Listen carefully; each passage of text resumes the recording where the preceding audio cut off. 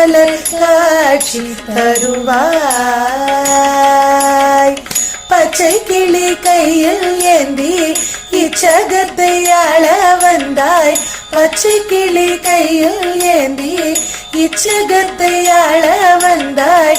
பச்சை கிளியாக என்னை உன் கையில் ஏந்தி பக்குவமாய் வார்த்தை சொல்வாய் மீனாட்சி.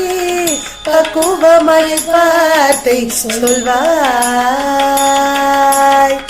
வீணையை கையில் ஏந்தி வேதமொழி பாட வைத்தாய். வீணையை கையில் ஏந்தி வேதமொழி பாட வைத்தாய்.